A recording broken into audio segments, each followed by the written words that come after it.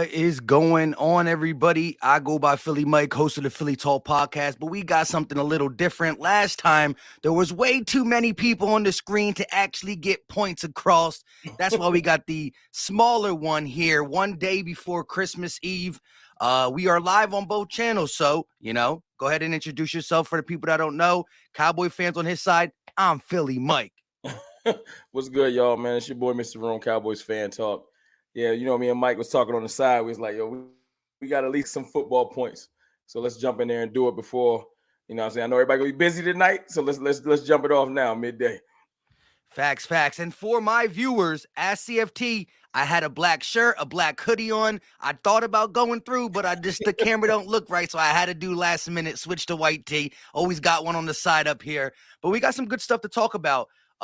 Again, if we did this show 2 weeks ago, we'd be talking about how huge this game is for both teams. The Cowboys had big wins against the Colts and not the Colts. The Colts and the Vikings. The Eagles had big versus the Texans, but we gonna act like they have. No, it happened, but that was more of a wow. The Cowboys are playing, But anyways, the Colts and the Vikings, they put foots in them in the fourth quarter in the whole game. 40 plus points. The Eagles dropped 35 on the Titans, 40 something on the Giants. And we knew this game mattered because we all thought the Cowboys were going to beat the Jags. We all thought Jalen Hurts will be available. But week by week, things transpired. And now the game is still important. And I think if you ask me, I want to get your take. I think it's still more important for Dallas just to have a confident builder going into the playoffs, regardless if it's Minshew or Hurts. They're still the best team in football record-wise, and we don't like each other as it pertains to the division. Yeah. I said it's more important for Dallas. I agree, but it's not the exact reason. It's one of these things where, a lot of things since Mike has made his comments, it's been a whole lot of team Jalen Hurts. It's been a lot of craziness in the media. And whether you agree or not, you got to agree that Philly got an excellent roster. You know what I'm saying? So it ain't always just as much as the media want to make it say, it ain't, hey, man, Jalen Hurts and Dak Prescott going to go out there and go to a wrestling match. It ain't that. It's a whole lot of other players and components, and they try to dumb down football to just quarterback versus quarterback. At the end of the day, it's trench warfare. It's receiver versus corner.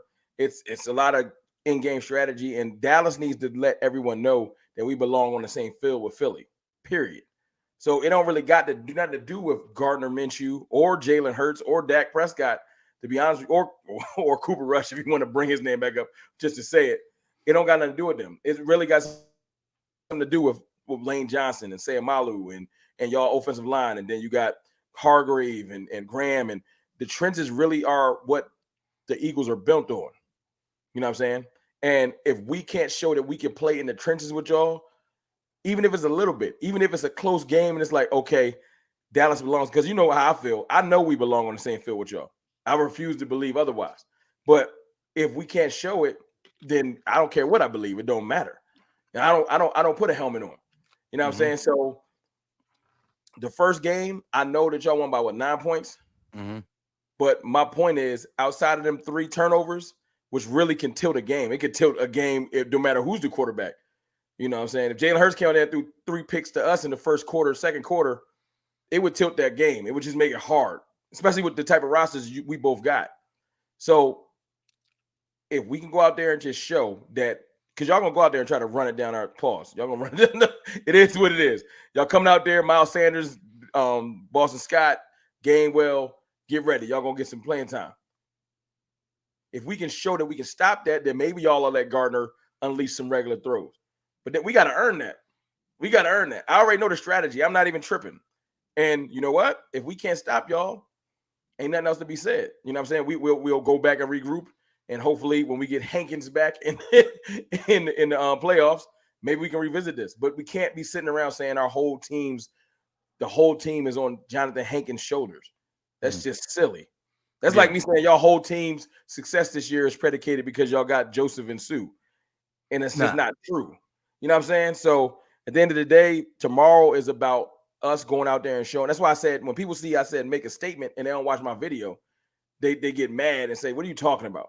I'm saying that we need to go out there and show that, because the media is already, and I'm not being funny, they've already crowned the Eagles. They already, most of the media have said the Eagles are the best team in football, right? Y'all have earned it. You know what I'm saying? But when they talk about us, it's usually in a negative connotation. It's usually, well, you know what I'm saying? They the bed against the Jaguars, or you know what I'm saying? They struggled with the Texans. But in the same light, if you flip it, I know you've seen this type of stuff. If you guys have a gutted out win versus the Colts, it's like, look at the resolve of the team. It's all about media. So I don't really listen to them because it's rare I turn on the TV and I get positivity towards the Cowboys. So I got to take my own eyes and my own perception. And the way I look at it is this. This team was battle tested since Dak Prescott got hurt first week. I'll Because a give you lot that. of fans and a lot of people said it's a rim. So that showed me that this team can dig down deep and do something that I didn't expect. Because at the time, the week prognosis, if that came back and we was 2-4 or whatever, like, you know what I'm saying? The season's a wrap. Yeah, You know Rush definitely held it down and What? gave you guys opportunities. He saved the season. I can look because he cannot be even nowhere near close to Dak Prescott, but it don't matter. He His did his play job. really did help save the season. I ain't never, but you ain't never heard me say that about Rush. I've No, been the ones. I'll go.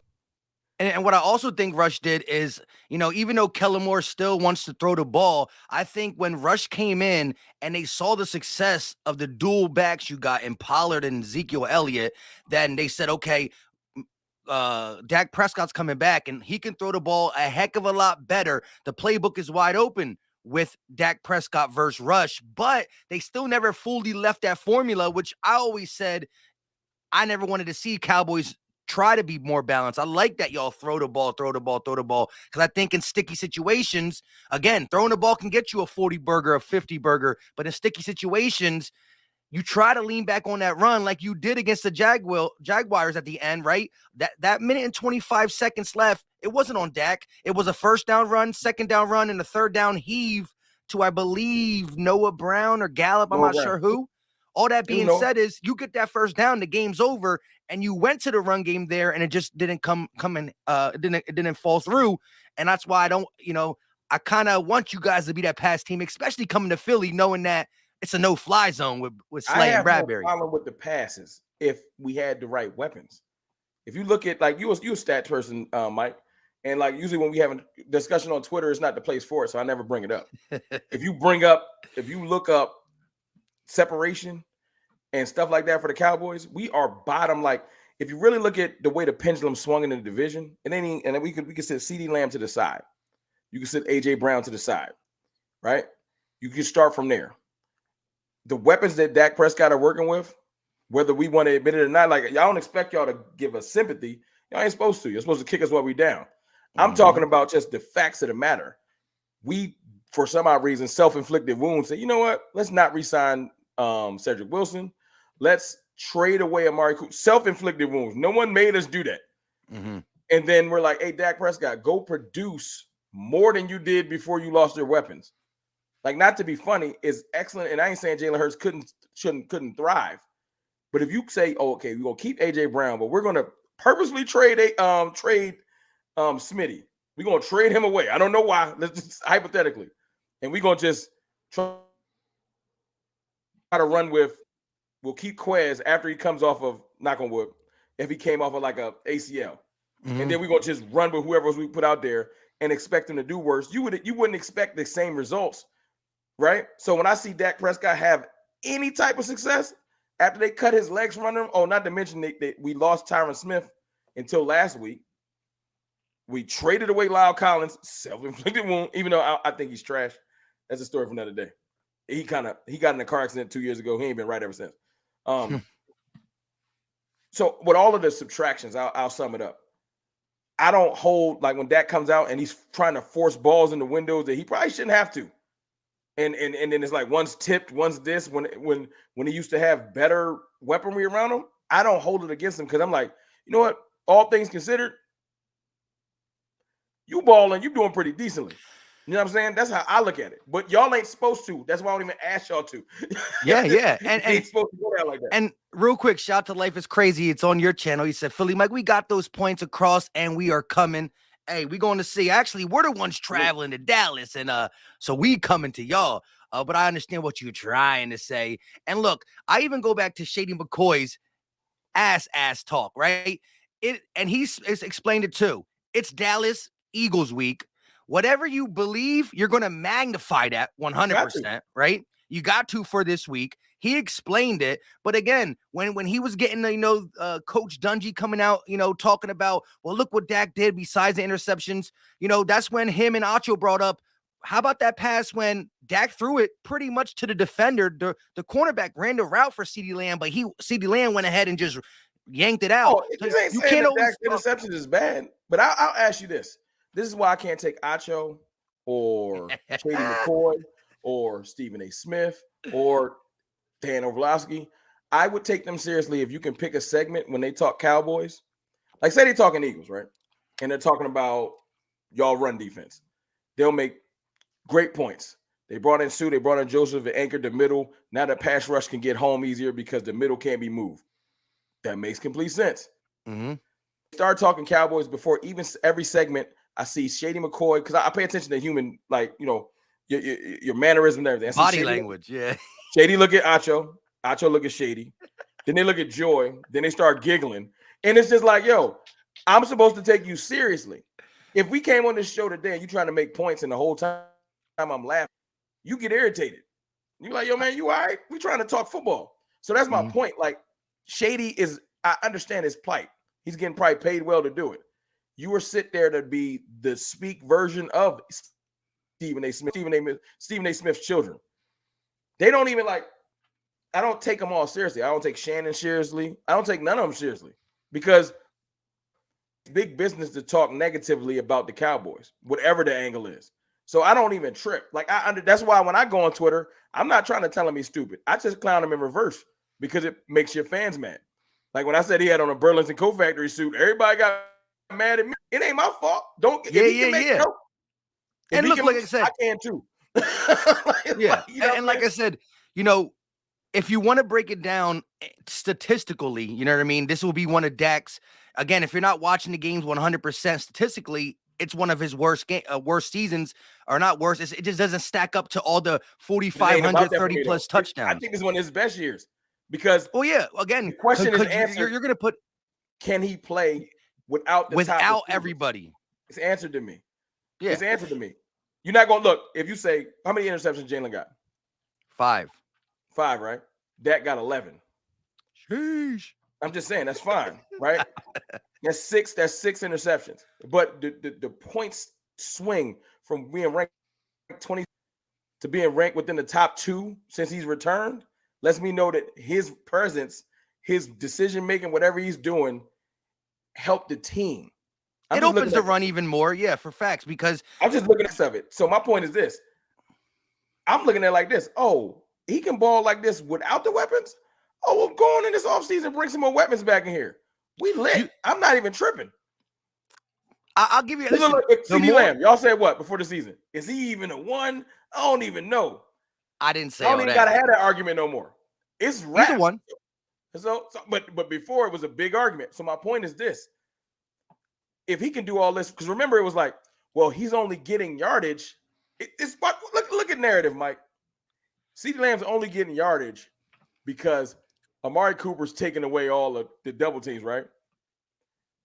Now he's getting it because he's force fed. I hear you. I hear you. What am I supposed to do? No. And listen, and that's the thing though. There's always going to be the flip side of things. I look at it as like, look, from a fantasy standpoint, I want my guy to be the number 1. I want my guy to get all the targets. Yes, the coverage is going to shade towards him, but the more volume, the more opportunities to make something from it. And if you're a good wide receiver, you're a good wide receiver. You just agreed you ain't going to win this. Just let it go. Well, no.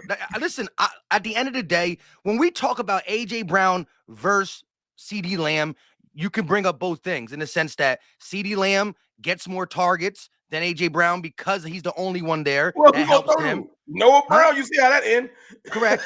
But then again, what an Eagle fan will say, well, A.J. Brown gets less targets because of how great Dallas Goedert and Devontae Smith is. Also don't get doubled. Well, it's hard. You can't get doubled as much. And just having Jalen's presence as a runner, which, a lot of people throw out the window, 747 yards and 13 touchdowns is nothing to sneeze at all. Stood still with Goddard, because I can run it down with Goddard, Quez, and you still got to respect the speed and Devontae Smith. you can't double them. Which, look, I'm not complaining. Correct. That's what it is. My point is, don't look at CeeDee and be like, well, you're getting force fed. Because when we throw it to other people, it bounces off your rib cage and into someone else's hands. True. But again, so you can have both sides to argue. Regardless, though, right now, A.J. Brown's having one of them dog seasons, top 6, I believe.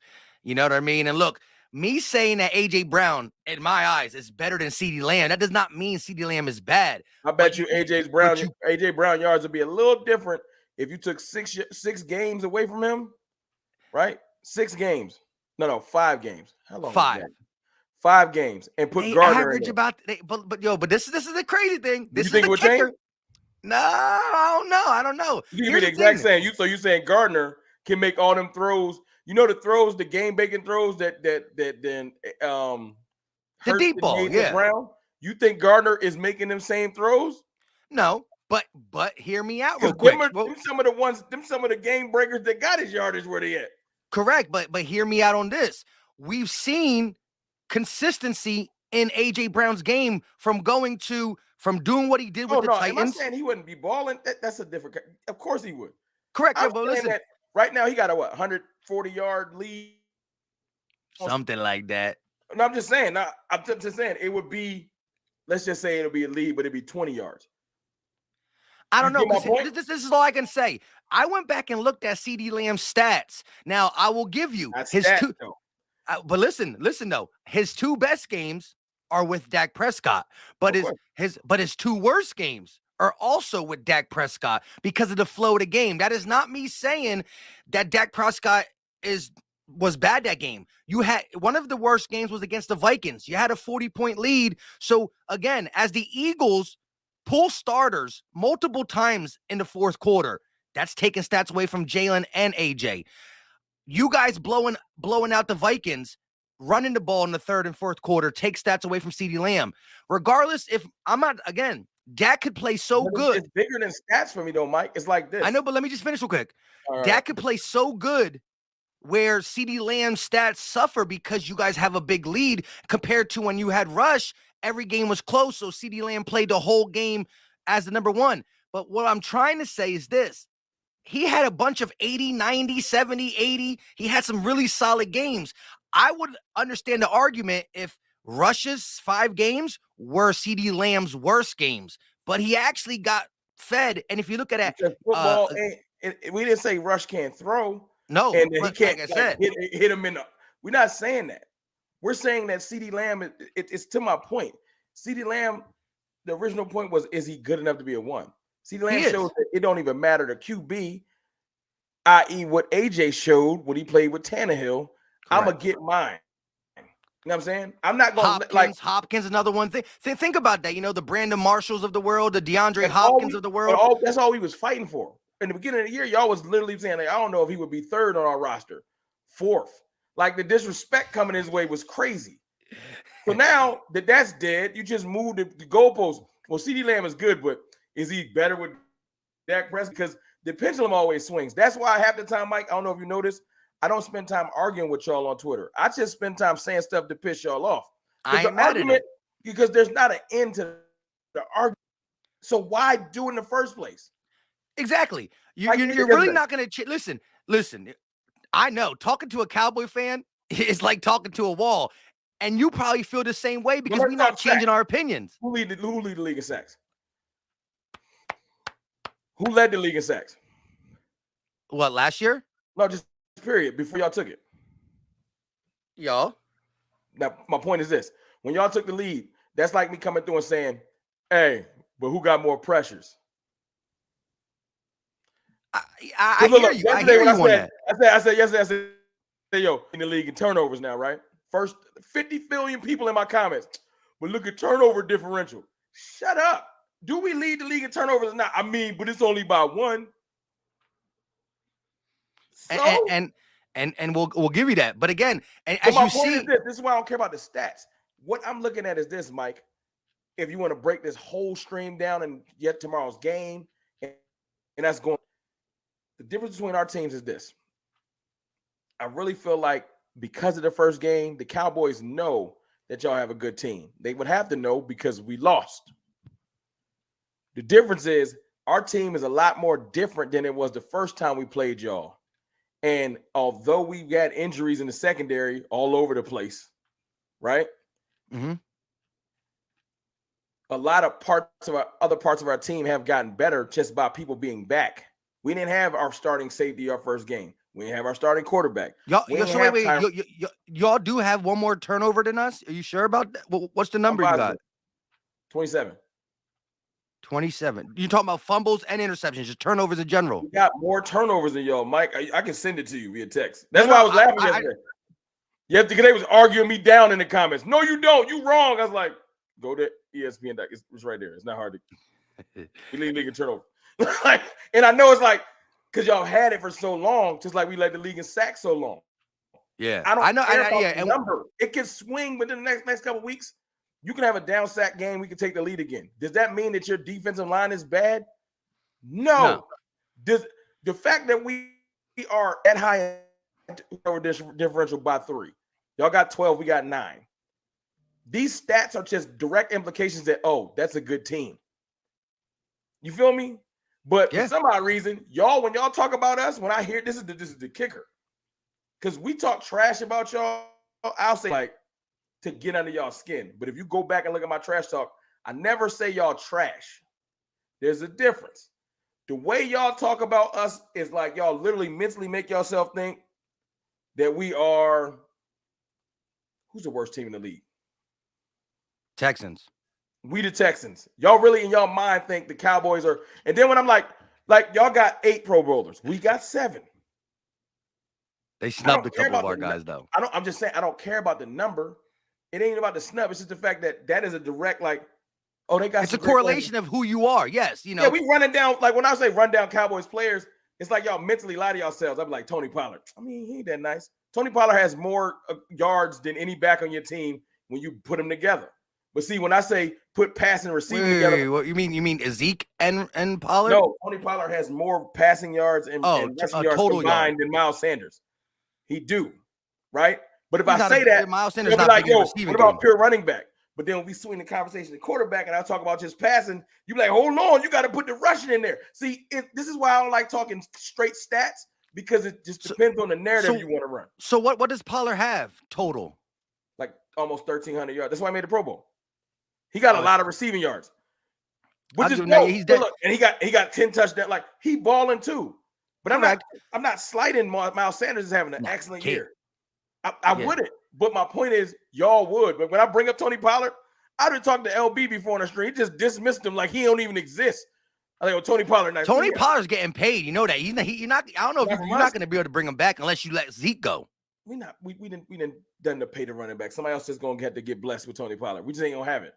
Yeah, I already know that game. It's just we ain't gonna have it. But look, my point is the dismissing of if I bring up Diggs, he trash. Like y'all won't even mentally give up that nah, he kind of decent now. Y'all won't. No, Diggs is good. I actually think he's having a equal, maybe better year. The interceptions ain't there, but he's locking up. The coverage is sticky, and that's where we got an excellent pass rush. Instead of saying y'all pass rush is decent, but ours is better, y'all say, man, y'all pass rush ain't nice. Look at ours though, and I'll be like, we're second. Look. It's definitely harder to give any props during this week. Well, I don't expect props this week. Y'all don't give props never. Correct. No, but look.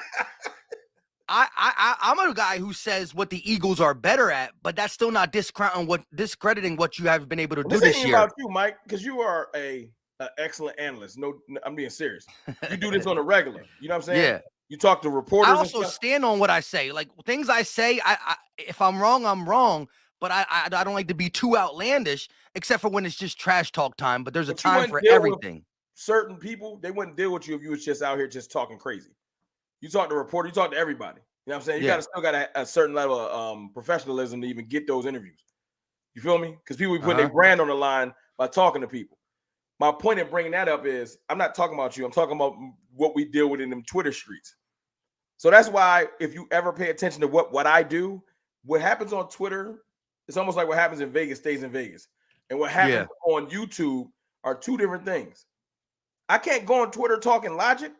If I go on Twitter right now and say, man, the Eagles having a heck of a year, 13-1. Salute. Can't wait for the game tomorrow. I'm gonna get disrespected. Like, you better say that, chump. All right, dog. Like, so I don't even get props up because it's pointless. Oh yeah. There's no. I don't give no props on Twitter. Actually, I've said before. See, again, I had CeeDee Lamb in one of my fantasies, so I said, "Oh, good catch at times." Things of them sorts. But real quick, Joseph Robinson with the $2 super chat. That's all I hear is excuses out that man's mouth. See. But look, let me ask you, Joseph. You making my point. Let me ask you this real quick. What is going on with all these sicknesses, all these illness? I know Michael Parsons didn't practice 2 days in a row, and then I heard like Mike McCarthy said a couple more people getting sick. Is it that C word? Oh, I haven't heard anything. Like as far as like, because I follow all the reporters. Yeah. If it is, they keep it that close to the cuff.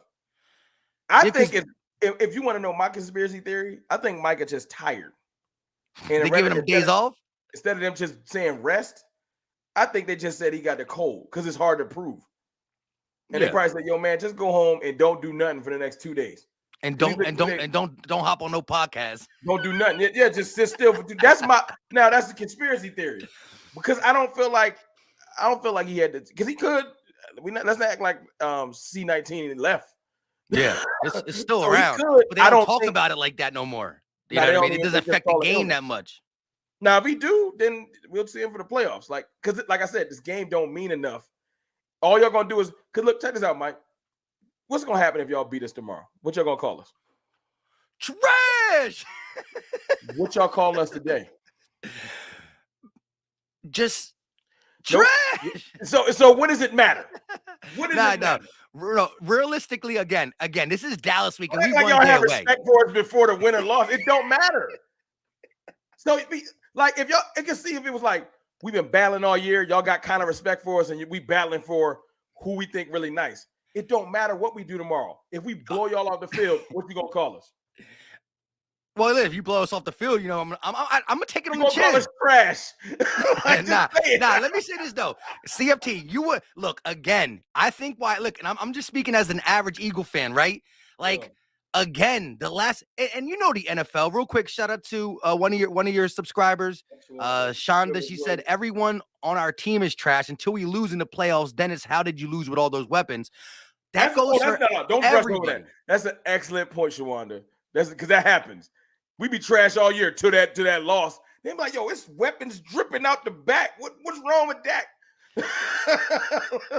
Again, great point. Listen, would you not agree though? The way y'all lost in San Fran was kind of like that was a demoralizing loss.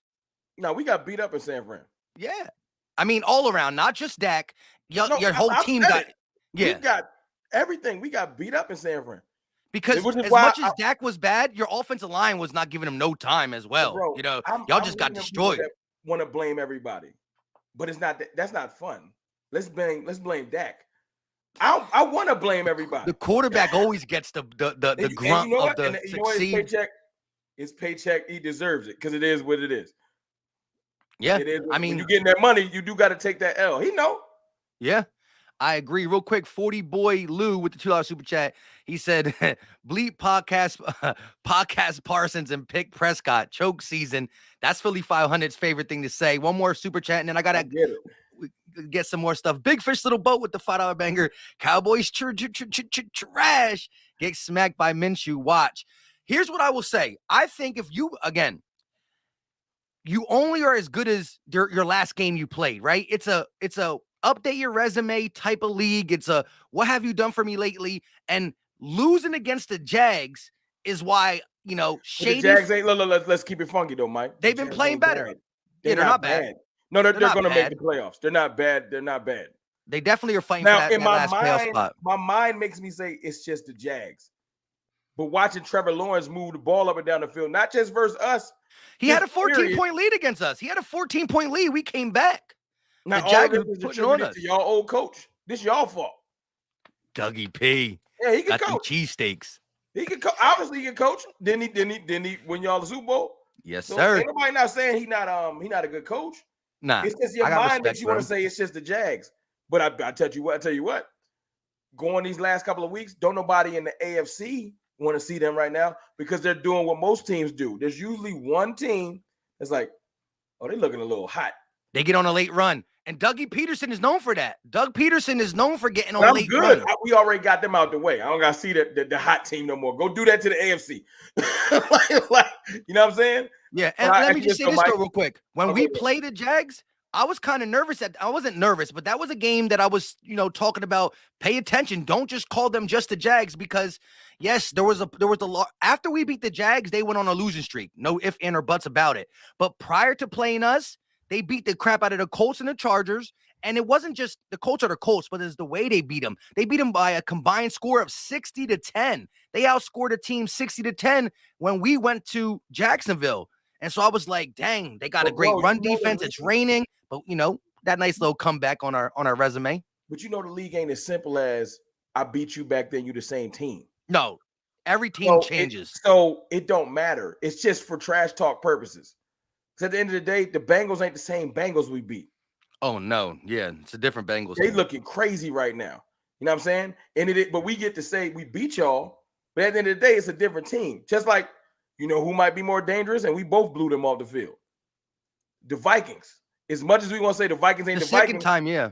Because you never know what a team might have learned from them blowouts. So one of us might have to run them in the playoffs, and they might be a completely different beast. But I'll ask you this, though. This is why I say tomorrow don't really matter the results. Just enjoy it. Talk your trash. Enjoy it. Mike, it ain't nothing we can do to end the trash talk. At one point, we had beat y'all. And this ain't even trash talk. I'm being real with you. Before the game last year, y'all set y'all starters. Yeah. The game when week 3 you're talking about.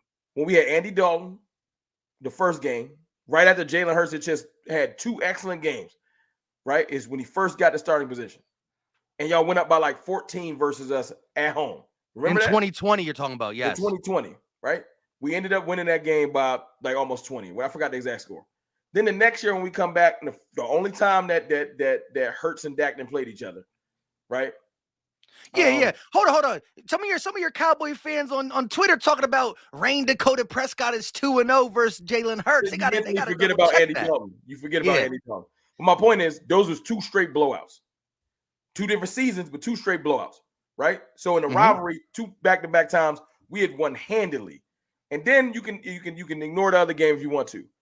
Did that make y'all stop talking trash about us? No. So because there was context, though. It don't matter. Ain't nothing gonna kill it. Y'all could, knock on wood, y'all can in essence sweep us tomorrow. It ain't gonna die. It ain't no way y'all can, or it ain't no way we can. Because I learned then, I said, we just beat them 3 times in a row, like by a wild amount of points. And the trash talk then got worse. Because y'all just shifted the conversation. You'll forget the games, what y'all did in the last 27 years. So it don't even matter. And look, if y'all sweep us, knock on wood, and go to the playoffs, right? That might get us to be quiet for a couple weeks. And somehow something happened and y'all don't go deep in the playoffs. Guess who's gonna show back up? Your good old friends, hating Cowboys fans. So it ain't going to end. Like, it's just, even if y'all win the chip, knock on wood. You think we gonna be done? You think we're gonna be done? No. But listen, we not listening to anything that's said if we getting the Lombardi. Yo, there ain't you think you're gonna be able to ignore it. I have headphones on all because when season. You won your first Lombardi, right? When you won your first one 2017, I know it's been 5 years, but when you won your first one, I ain't gonna hear no more Cowboys fans ever again. Think about the last 5 years, how much you didn't listen to us. You won't listen. but here's the great thing, and shout out to Andre. He said, is T.Y. playing? And if so, can he legitimately inflict some damage? Salute to y'all. Happy holidays. What's your take on T.Y.? I think going against the no-fly zone. No-fly zone.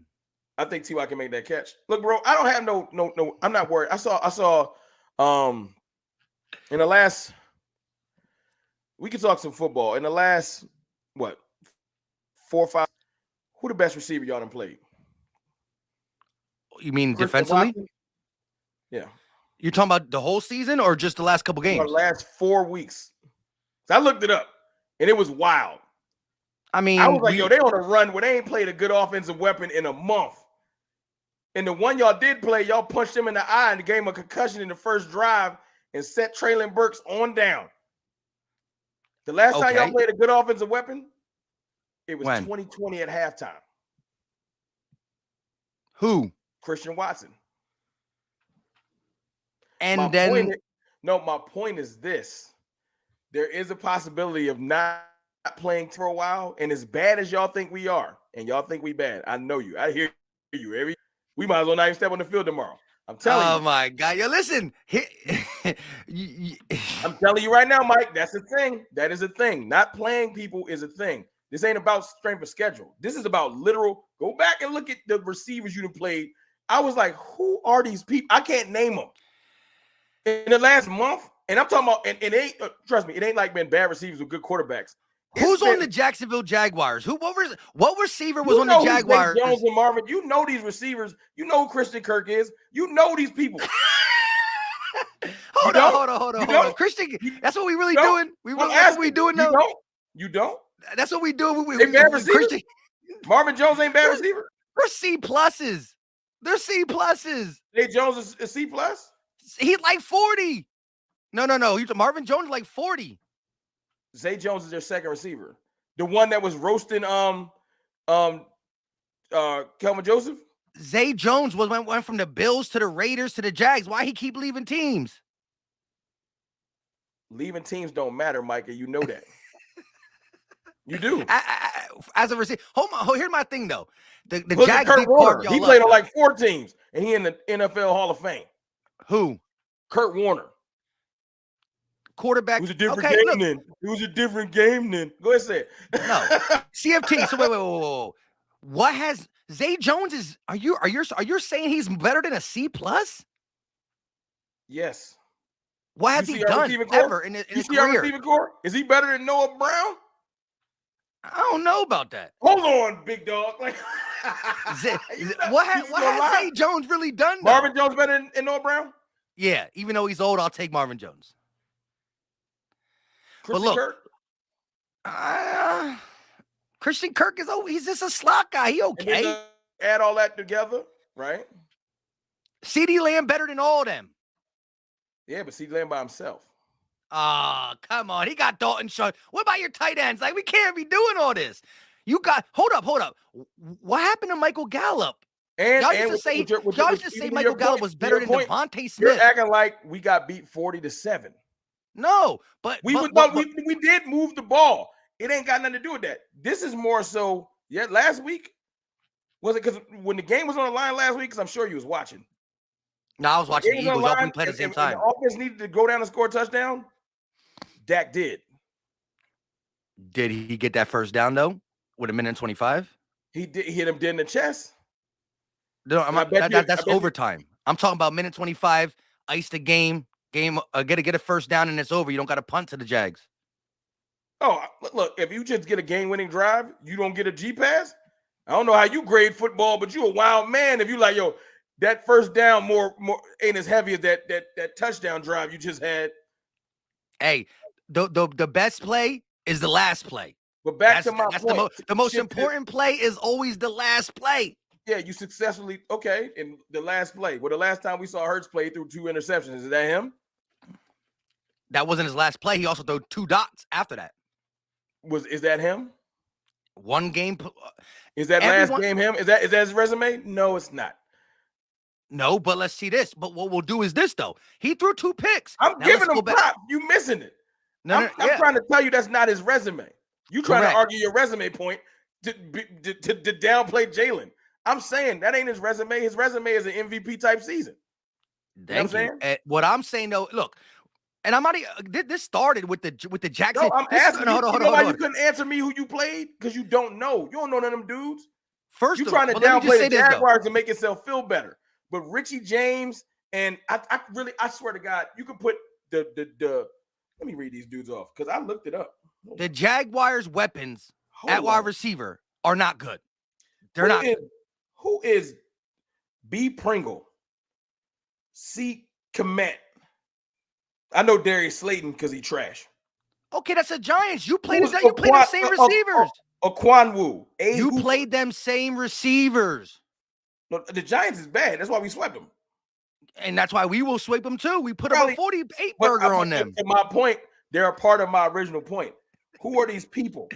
What did Justin Jefferson do to Slay? What Slay do to him? Yeah, that was to my point. That was the second game of the year. They didn't even know who they was going to be. They didn't know they was going to be this deep into the season with them many wins. Let me just say this to you, though. The first game of the season, Justin Jefferson, what did Justin Jefferson do? And look, I saw look. Let me finish this point real quick. I saw Diggs shut Jefferson down too. He getting the extra credit points. Again, look, hold on. But this is the thing, though. The question you asked me is, who did we play, right? So we got off track when you asked me who we played, right? But what really threw me off is you're trying to uplift the Jags weapons. Can't let you do that. No, I'm saying I know who they are. That was you said you know them. I said, yeah, I know them. Do you? Yeah. Have you heard of them? Who they are, and I know that they're not that good. Point. Have you even heard of them, dude? Who? You haven't even heard of them receivers I just brought up. The Giants, yeah, that's one game out of 15. In your division. Them other 3 teams, you know their receivers. Who's B. Pringle? What's his first name? Because I don't know. Probably Brad. I don't care either. Look, my point is this, though. Yes. All right. Listen, when we played the Giants, we didn't play no receivers. Okay, cool, right? But when we played other teams, they had their weapons. They had better weapons. They're not great. They're not bad. But you want to say the Vikings, it was early?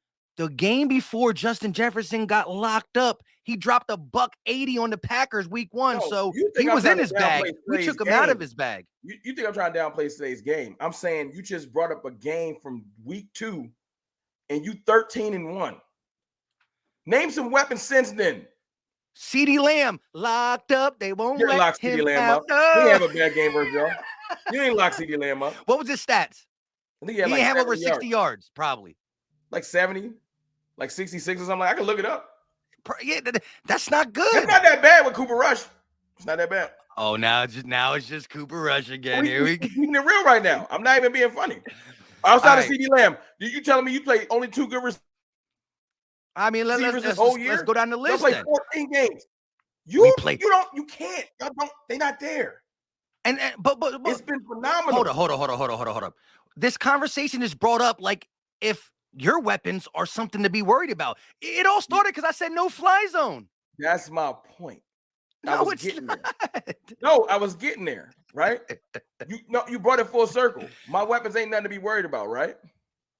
I'm more worried about your run game. Y'all look at us like we shouldn't even step on the field with y'all. Didn't say that. I can't wait because you see how you brought it full circle. That's why I brought up the fact that y'all look at us like we don't count. Then I brought up the other team's weapons just to get you to say, yo, you act like your weapons is nice. No. Okay. Again. But then tomorrow when Tony Pollard break for a 70-yard run, you're going to be like, oh, but that's Tony Pollard. Because y'all just, in your mind, you can't give us props. It ain't in there. Again, if you really want to talk about full circle, the fact of the matter is this. I said we have a no-fly zone. I didn't say that you will not pass on us at all. I just said that you shutting down paper planes. Anyways, I said that the majority of the season, the better part of our defense has been defending the pass. That was my point. Yeah, then you started saying, who are we playing? And what I'm saying is we're playing against a team that has the same weapons of who we played for 14 weeks. That's my point, though. But you have one good receiver. A great player, you like this. You in your mind, you say, nah, because I saw Slay shut down Jefferson. Salute. And Slay's an excellent corner, right? Cool. Everybody plays a different. Who else they shut down? I watched my team get shut down the Bengals receiving core, and they got 15 receivers. I seen it. Remember, the Bengals aren't who they were now. Then that's what you said. So thank you for making my point. But you also try to right? It don't matter, right? Uplift so the my Jags week 2 receivers. win don't matter. Your week 2 win don't matter, right? Listen. You try to uplift the Jags receivers. I can't get off. No, I didn't. He said, you know who Zay Jones is? Do you not know them? Do you know him? Barely. If I say Zay Jones, you would say, "Oh, that's a receiver for the Jags, right?" I'd be like, "Who? A bad receiver for the Jags?" Do you know? I don't even know who that is. B. Pringle. I don't know who these people Pringle are. play for the Chiefs. Stop playing with Pringle. Say Komet, Stop playing with Pringle. Komet. Like I don't even know they don't have like starting receivers. They got your receiving core from when y'all had the practice squad receivers. Which one?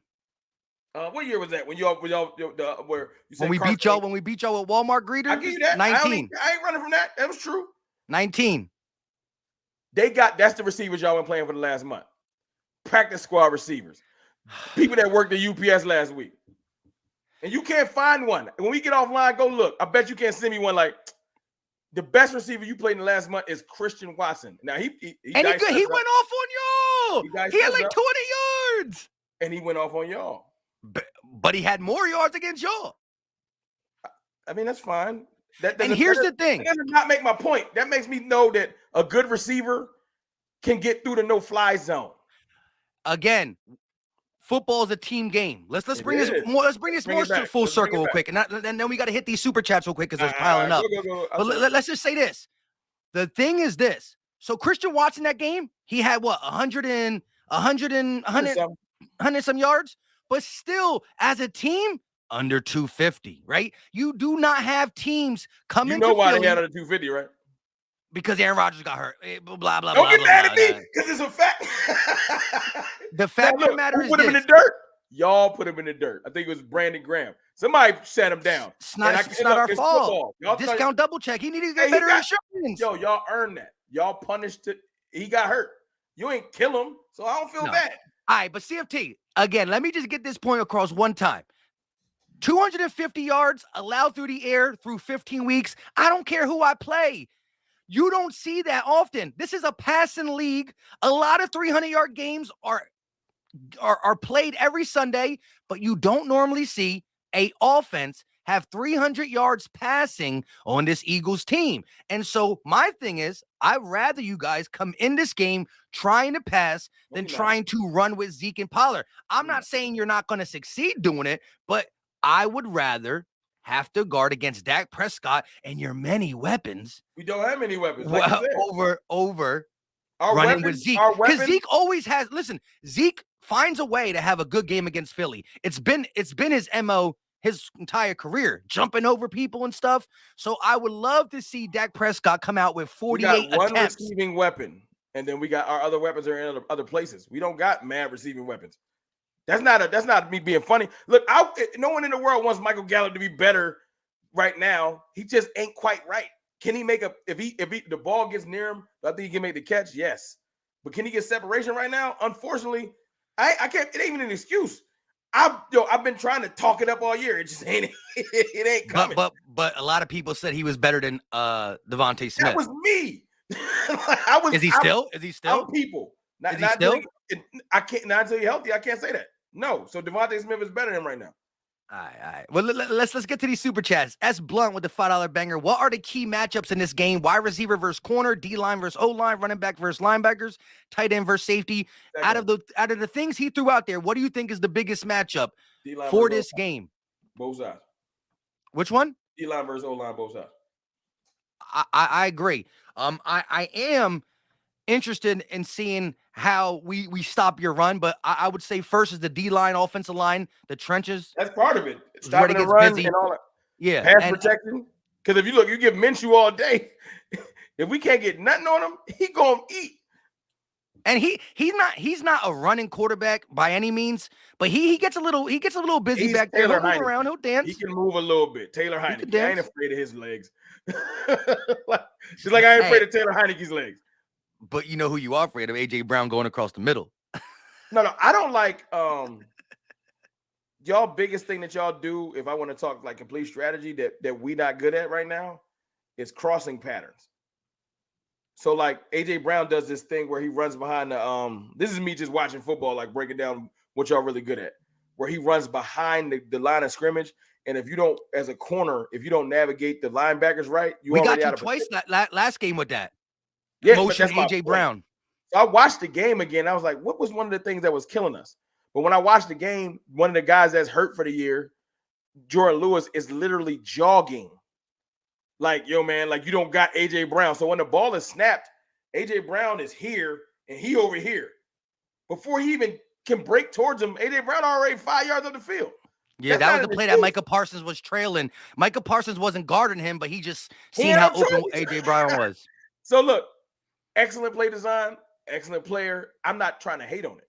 I'm just looking at what, like, if I was Dan Quinn, and bro, I ain't no film breakdown person. So if I can notice it, I hope they have, because that play, like you said, was working. Fact. Well. Fact. So, and if we ain't fixed it, we deserve to lose. I hear you. Well, shout out to the NFL News and Simulations. He said Cowboys winning out, Eagles losing to the Cowboys and the Giants, barf, but winning against the Saints, so they still win the division. Hey, he a Giants fan. He gotta be, because no one's bigging up the Giants. There's no way. There was a loose random Giants big up in the middle. Like, nah, I don't know. Look, well, I mean, see this, bro. He did have y'all winning out. If we win tomorrow, it would have to be catastrophic. It would have to be a major injury, and I'm not wishing injury on nobody. Shout out to that's my guy Melvin Irby. What's good, Melvin? For y'all not losing out, dog. It's impossible. No, we're not losing out. Have you heard me say that once? Even when I talk my trash. Nah, yeah. The division is a wrap. Y'all got it. Salute. It's definitely ours. Melvin said, I'd rather for the Cowboys to go through what we are going through now than beat the Eagles in the NFC Championship. Go Cowboys. Look, let's talk a little bit about, let's get these super chats. I see them building up real quick. I'll let you go, my fault. Internal Dynasty with the $10 super chat. I just want to know now, when we beat the Eagles, is not having Hurts going to be an excuse because we played you guys with our backup and y'all act like you guys won a Super Bowl? No, if you guys beat us, I'm going to take it on the chin. Now, I will mention it in the grand scheme of things. I'm going to mention it, but I'm not going to do what Cowboys Twitter does and cry about it, bro. Because I'm not saying you did a CFT, but oh my goodness, that's all it was. Is the Eagles only won. But this is the difference. Before we played y'all, it was you got the 85 Bears defense. We know what you never said that neither. That was someone in the media. Did you ever hear me say that? Not you in particular, or any content creator. And you didn't say 85 Bears defense, but you said your defense was going to lock us up. Nasty. I expected it to, and it just didn't. And when we lost, I was a man about saying we ain't lock them down. All right, we all talk about trash. You got to keep it humble. When you get beat, you got to keep it humble. I agree 100%. So my mindset's going to be this: I'm going to mention it because it's not the same team. But I honestly look at this. I look at what we got going on before the game. If I say on camera, I think this Eagles team can still win, that means I believe in it. And if we lose, then I'm still going to take it. Like, the way y'all were talking was that you believe that Rush, with his no turnovers, mind you, Rush played 4 games. Mike, you already said what we was confident about. It was one reason why we was confident. It never was about Rush. But you know what? It was only about the defense. And once we realized that wasn't going to save the day, we all checked out. But would you not say this, though? Part of big up in Rush, not you, but anybody who bigged up Rush was the fact that he played 4 straight games with zero. Hold on, with 0 turnovers. Was that not a talking point for other people? Rush? You know why y'all believe this? I blame this on LaShawn McCoy. What do you? Because if you go and look at the media, you know who was his biggest fan? LaShawn McCoy. Exactly. Listen, so this is his fault. Okay, but look, believe in this. I've never said out my mouth that Cooper Rush is better than Dak Prescott. But what I said is that Cooper Rush was turnover free before he came to Philly and got. That's fact. And look, and he ran into what I would say, and I'll let you finish. Is a great defense. I talk trash to y'all because we supposed to. It's fun that way, but I don't disrespect the opponent. Y'all ain't trip and fall and get to 13-1. You feel me? You earn that. And that's earn that. Because if we want to be good and we want to do all the stuff that we all talk about our teams doing, we need to show that we belong on the field tomorrow. That's all I'm looking for. Do I want us to win? Yes. Do I think we're going to win? Absolutely. Not even a question, especially with Gardner Minshew. But if I go out there tomorrow and it's just like y'all versus the Giants, where it's like, dang, they don't really belong on the field with them, then you're going to hear a different tune from me because I'm going to have to. Because if I do anything, Mike, when I say stuff, I believe it. Yeah. So if I watch us go out there tomorrow and it's like, oh, we don't even belong on the field, it's going to take a couple weeks for me to climb back out of that. It's going to take a while. I'm telling you right now. I don't even. Yeah. I'm a man about mine. I ain't even go. If we get like floored tomorrow, it's going to take a while for me to get confident because it's going to be like, what I just watched. But if we come out there tomorrow and somehow lose a close game, I'll be fine. You know what I'm saying? Because y'all not a bad team. I'm not going to like lose sleep. But if we come out there If tomorrow, you let Minshew, yeah. See, this is how I could be a little upset because Minshew's there. The offense is going to change. I know we got weapons. I still want to see what our offensive line does against your D line and all that good stuff. But our defense, yes, it's missing C.J. Gardner Johnson, who will be back for the playoffs, and he's been a big piece. He still leads the league in interceptions. But our defense is our defense. So if somehow you come out and Dak Prescott gets loose or Ezekiel Elliott and a running back, if you kind of put our defense, if you kind of shame our defense, I'm gonna be like, dang. even if We y'all might see the win, Cowboys again, you won't and like it's it. gonna be the same defense. Even if y'all win, like say y'all win the game because y'all mostly run, but we find a way to move the ball on you. Like it's certain things that will affect the game. Win or loss, you'll still be looking at your team like, you know what I'm How'd saying? that happen? Yeah, so if we able to move the ball on you just good, but you win the game, trash talk aside, you're gonna be looking at your team like, yo, they can move the ball. I don't like that. You know what I'm saying? Yeah. Just like if I come out there tomorrow and it's just like what happened with San Fran. Because as bad as the San Fran loss was, bro, it wasn't about points totals. It was just like when you watch the game again, we looked scared. Mm-hmm. You know what I'm saying? So if I come out tomorrow and it's just like, y'all just throwing us around physically. Yeah. That's what's gonna mess with me. A win or loss, we get over that because, like I said, the game don't mean as much. It's not really moving anybody up or down the ladder, and so that's where all that big part went away. But real quick, shout out to Jay Wheels. He says, "Stop the capping." CeeDee Lamb only had 68. That's Actually, I said like 70. yeah, he did say like that. 70. But so you gonna get on here, drop $5 for 2 yards, salute. hey, the rule, you know the rule. Anything under 70 is locked up. Hey, look, I'll take look. If he can get 68, I'm sure he can get 88 to 98 with Dak, and I'll be fine with that. We gonna see. Jonathan Himes said, "Dude talking like Komet isn't a known." Oh, who is Komet? Am I wrong? Komet. I'm sorry. Yeah, this is because he's a tight end. Yeah, Komet is a pretty good tight end. Oh, for the Bears. You know what, Jonathan Himes? I apologize. I really didn't. Maybe I'm not up on my football knowledge. He's not a wide receiver though. I ain't know. He's not a wide receiver though. He's a tight end for the Bears. Oh well, I didn't know. I'm sorry. I could be wrong. I ain't tripping. Flipping the birds with the $5 super chat. Eagles are the better team, bro. Just admit it. Eagles O and D line are better than the Cowboys offense and defensive line. Whose D line's playing better right now? Eagles or Cowboys? I'll give you that. Yours is better right now. But you're not going to get me to admit, because my D-line been balling all year. So there's no way in the world I'm going to just say, y'all just give it to y'all. Because you can't even lie to me, Mike. Before the season started, you said your D-line was crazy. You didn't even acknowledge ours. We would have to have earned your respect this year. I'm sure there's plenty of Sundays you've been like, yo, yes, that is the best when part I bring of up your George defense. Armstrong, you're like, who? But when you look up, like, he got 8 sack win. Like, we got a decent D-line.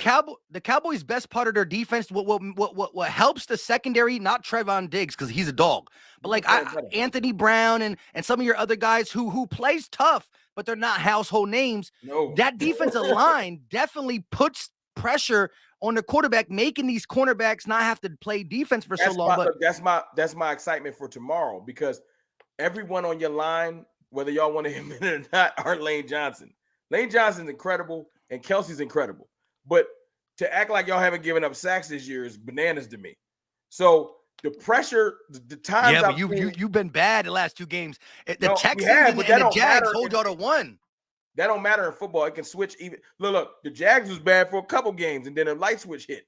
So I'm not tripping. Yeah, but their offensive line is not that good. There were times this year where the pressure got through, and number 1 made magic. What's Minshew number? 10. He not making no magic.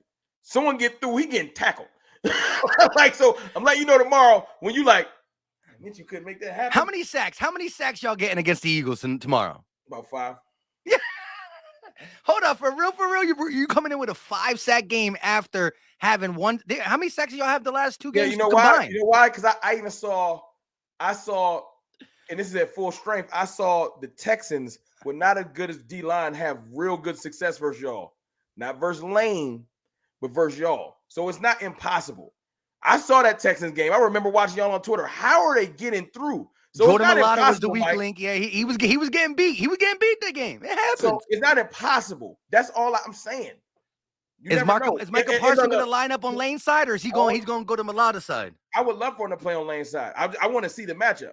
It's tough. Because I'm not look. There's no look. I heard Andrew Thomas, who they was building up like Lane Johnson. No one can get past Andrew Thomas until I saw Micah beat him like a drum. Lane got like 900 snaps without a sack given up. I would love it, and I would love for him to get some genuine snaps versus him. Because do I think like Micah Parsons is capable? If you could look me in my eye and feel like he's impossibly capable, you just lying to yourself. He's a great player. No, if anyone's capable of getting a sack on Lane, it's Micah. It'll be like a Micah, It'll be Micah or Bosa or one of them guys in the league that's like, all right, if anybody could, Micah, Bosa. Who else is crazy? TJ when he not hurt. Hassan Reddick. Put some respect on the top. He's in the top 5 now. He is. Check this out. Check this out. How many sacks? Wait. Guess how many sacks he's behind Micah? 1. Right? And you would say a sack is, you would say Hassan Reddick is just as good as Micah, right? You said it, not me. No, I'm just saying, you would say that, right? I've heard people say that. So can I say CeeDee Lamb is just as good as AJ as Brown? my guy LB would say, you got one, we got one. Yeah, can I say that about CeeDee Lamb and AJ Brown? You got one, we got one. Yeah, I got to give you that. I'll be quiet. But who's better? Because I heard that CeeDee Lamb ain't as good as Devontae Smith. So to get you to admit that y'all got one, we got one, I will be quiet humbly. Nah, but look, again, Hassan Reddick is, and again, we talked about moving teams and stuff. Yeah, I don't understand. And the reason he keeps moving around is because he's a great player and he was on 2 teams that weren't ready to compete yet, right? You're not going to pay Hassan Reddick. Oh, no, but see, that ain't never my point. You were saying that moving around stuff. I don't look at a player bad for that. Circumstances dictate stuff. Yeah. Circumstances Jones ended up with y'all. It ain't because he a bad ball. Look at who the pass rusher for the Raiders. He should still be a Crosby. No, that just had that wild play at the end of the Raiders game. Oh, Chandler Jones. He should be a Patriot. You see his sack numbers, but for some odd reason he on with his 3rd, 4th team. It don't even make sense. You know how good he is. Chandler Jones be like 17 sacks. He'd be like, when, right? So I don't even disrespect Hassan Reddick. The only reason we had this conversation is because LB is a wizard with making people mad. That's what he do. So he woke up that morning like, but listen, it's 12 sacks. 12 sacks. Yeah, 12 sacks right now. And if the Cowboys called and said, yo, straight up swap, trade, y'all are sending Reddick to Dallas tonight. Oh, listen, Michael Parsons is a great player. Man. He's a great player. No, we got one. You got one. You got a ticket. I'm going to see you later. You would trade him tonight. Now, LB wouldn't say that because he stand on it, what he say. Respect. But there's no way in the world that y'all wouldn't trade him. Y'all would trade him right now. But again, and this is one of the reasons why LB said it, is because y'all fan base was really acting like Hassan ain't. Bro, it wasn't a conversation until he brought it up. No one was disrespecting Reddick. It wasn't just like loose Reddick disrespect. He put the question out there and everybody got outraged. If he never puts the question out there, no Cowboy fan in their right mind just come out of nowhere and say, Hassan Reddick not a good player. And he's the 17th. So he's the 17th highest paid defensive end with the 5th most production. Let me tell you how to win. Look, let me take the Cowboys out of it and take one of y'all best players, right? Having a great year. Jalen Hurts having a phenomenal year. But if you tweet a cheap fan right now and say Jalen Hurts is better than Patrick Mahomes, they gonna get in their feelings. Yeah. Right? And he'll be like, yo, first of all, he's trash. And you're gonna be like, seriously? That's what happened when we got Micah Parsons and we chilling, minding our business. And then we go on Twitter and somebody's like, yo, you got one? I got one. That's all that happened. And like I said, he good at what he do. Salute to LB. I love it, yeah. That's why that day, I said, I know what he's doing. And everybody got right in line and got angry. Why you think I send out half the stuff I send out? Because I did me genuinely to make y'all mad. Yeah, but again, and then Hassan Reddick go ahead and back it up with a 10+ sack season again, 3rd one in a row. You can't take nothing from that man. Yeah, and you know one thing you can't say about that man? You can't say he's a system player because he's now proven it doesn't matter what system y'all running. Look at Micah. I'm going to get sacks. The last 3-4 weeks, what people been saying about Micah? That he's slacking. Right? And he's still at 13. That lets you know that he different. Because most people be like, yo, I'm having a phenomenal year. You see them 13 sacks? They look at him like, he should probably be about 17. So that's a credit to him. In the last 3 games, he only has like 1 sack, right? Or something like that. A credit to him. To fall off, in essence, I don't think it's a fall off. This football. How many sacks he had last year? 13. He already had 13. Yeah. So So yeah, outside of them just resting him, he probably going. I can see Mike ending the year with 14 or not 14, probably 15, 16 sacks. The 2 or 3 fan in more. me wants to say, all right, he going to end the year with 2 every game and get to 19. No, he's not. Yeah. like I can see him getting 2 more sacks, maybe 3. And if you end the year with 16, maybe 17, I don't know. You know what I'm saying? That's a phenomenal year. Now it ain't Bosa probably gonna end with 20, Yeah. but your second year, I'll take it. We Yeah. never had we had DeMarcus Ware. He was a monster. Y'all known for pass rushers. Every year. That's why last year hurt us so bad. We were 31st in pass rush, and I'm only 31. I ain't never seen an Eagles defensive line that was not top 10. Like, I'm not gonna say we were always in the top 5, but we are never not in the top 10. So to be 31st, I was upset. And again, you add Reddick, Y'all giving you Gannon get credit BG now? back, and now we first. Y'all giving Gannon credit now? Because y'all be on his neck. Pause. Now that he got y'all balling, he don't get no credit. He do. Again, you know, watching Jim Johnson so long, I'm always going to love the style. I'm always going to want to be more aggressive than less aggressive. But I think he's had a really good mixture of it this year. He definitely bubble wraps this defense when Maddox not there. Coordinator. He like what you will hear me say about Kellen Moore with his bad play calling. He in his 3rd year as an offensive coordinator, and he like 32 or 3. He's he young. Don't know what he don't know. Gannon might have thought, I know how I'm gonna do this, and then experience. He adjusted. It out. Yeah. Now, and the bad thing is, y'all might have taught him how to be a D coordinator. And he about to take his talent somewhere else. He might be a head coach, and that's why it's so hard to continue success in the NFL, because it's a revolving door. People are going to want your players, are going to pay them more, your staff and all that stuff. But let's get a couple more of these out. Flipping the Birds said the Eagles are the best team in the division. Cosign. From the janitor to the owner, Eagles are the best team in the league, arguably. And listen, Howie Roseman, we got to credit that man. And listen, he was on a hot seat too 2 years ago, drafting Jalen Reagor over Justin Jefferson, who by far leads the league. Justin Jefferson, what he got, 1,600? That's why I'll never look. That's why this will never end. Because we'll have a bad year and make 2-3 draft picks and have 2 signings, and next year I'll be here beating my chest. This ain't gonna end. Like it's just there's no end. There's no end. Alex B with the $10 super chat. Hey, to that super chat, we act like we're all that because we're 13-1. Also, I don't want to hear nothing about us struggling against the Bears. We beat the Jags and the Packers. How about y'all? Yeah, we've been on here for an hour. I ain't said nothing about y'all struggling. You arguing with yourself. I ain't even bring that. No, I think he was arguing the other super chat, to be honest. Flipping the Bird said Dak is gonna throw 2 picks, sack, fumble, and get sacked 10 times. You heard it here first. Listen, if that happens, then the score should be it's like ridiculous. y'all got a Hall of Famer in Kelsey. Y'all got a Hall of Famer in Lane. We got a Hall of Famer in Zach Martin and a Hall of Famer in Tyron Smith. At the end of the day, Smith, this is gonna be Smith's 2nd game back. He played last week, right? And he's super fresh. I'll take it. I will take it, because when you watch, if you go back up, you got the Jags sacked y'all 3 times, right? I think I looked it up. 3, I think it was. Yeah, but all of the pressure is coming from the side I wish they put Smith back on. Yeah, the other side. But they don't. Pride comes before the fall, Mike. Remember I said that, and they refused to move Tyler Smith because they he's learning. I'm like, hey man, he can learn next year. He really do look like a Chunky Cooper though. Like it's crazy when I see his picture. He looks like a Chunky Cooper, Amari Cooper. It's creepy, but that's the difference between my team and your team.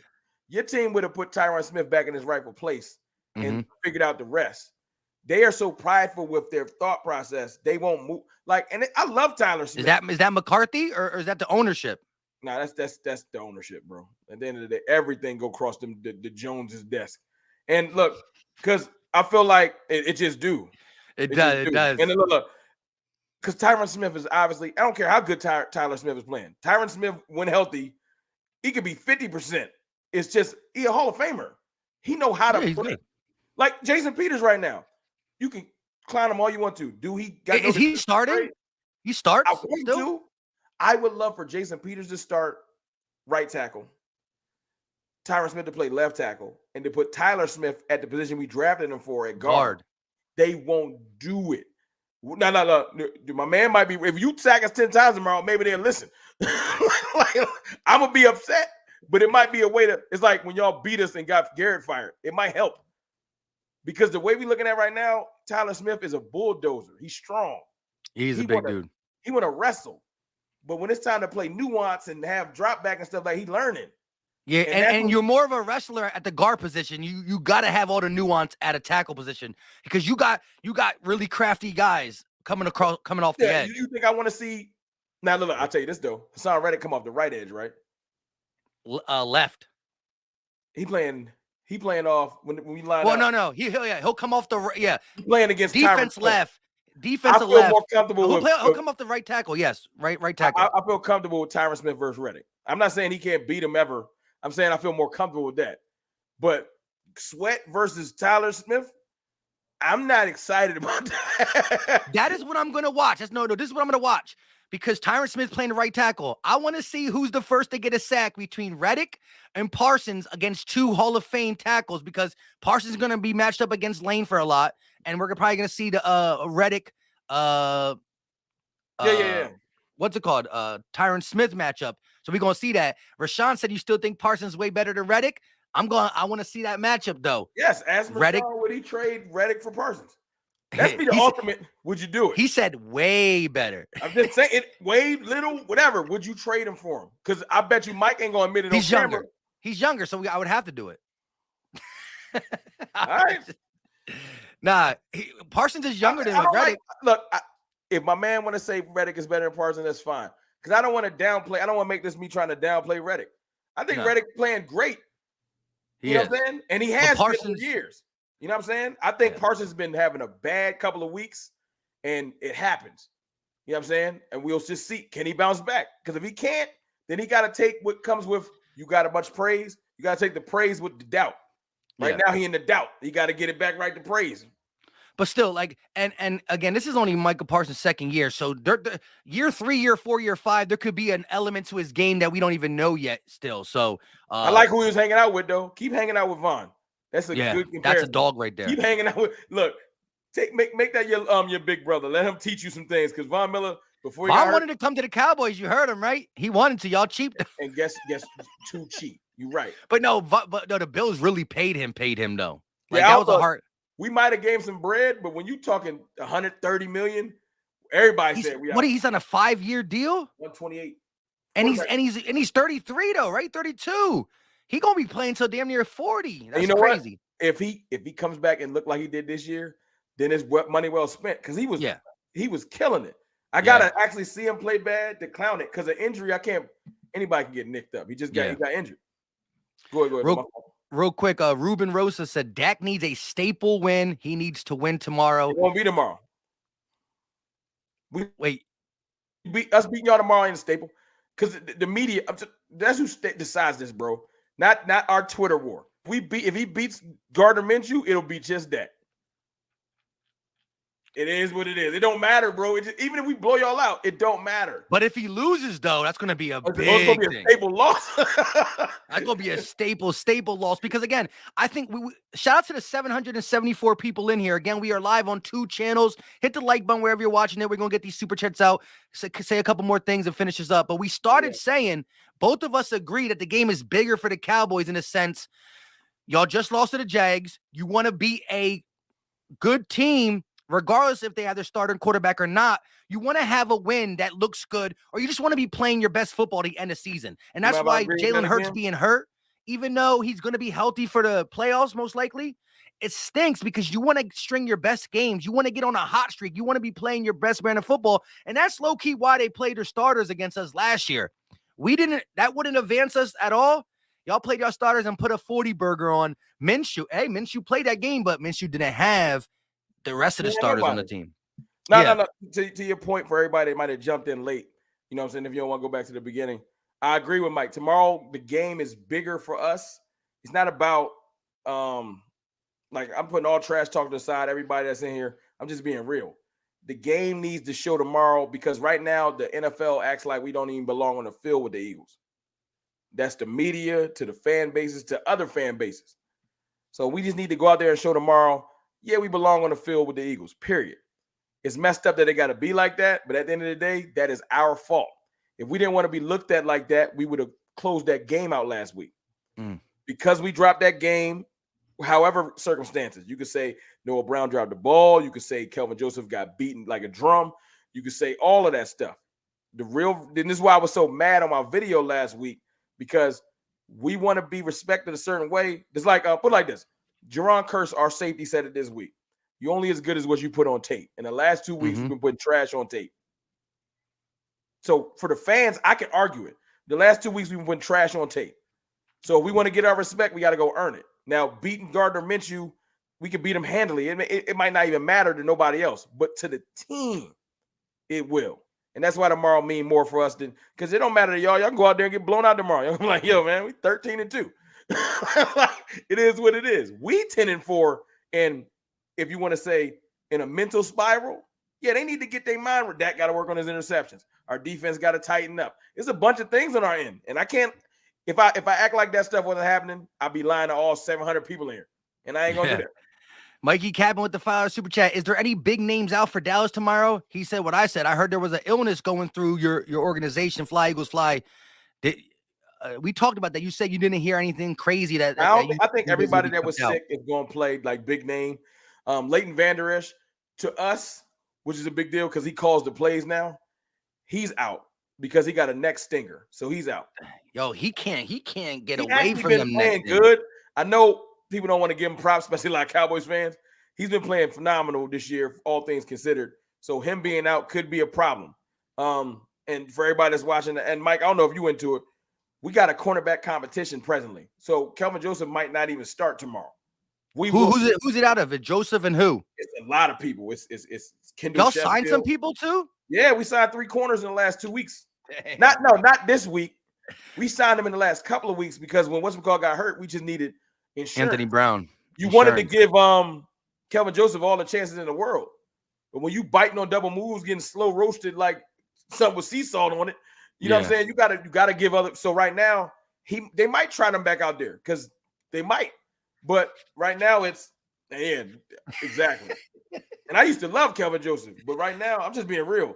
You got Kendall Sheffield, practice squad. You got Mackenzie Alexander, practice squad. And you got the other guy I want to get some run, a guy named Treyway Mullen, just because he got 8 games starting experience this year. He at least has played in the league. Now, I'm not saying he's nice, but if you saw what they was doing to Joseph last week, can't get much worse. Maybe I could just sign off on, can you just get beat deep once? And not twice. Like, can I you know what I'm saying? So it sucks you got to go for that, but like, I'll take that at least, right? Because literally last week, if you watch that game, we was blowing them out up by 17. 17. And then Dougie P said, "Oh, we got a mouse in the house. Throw at him every play." And they literally threw at him like 5 plays and scored twice. Like, give him some help, but you can't cry over spilled milk. It is over now.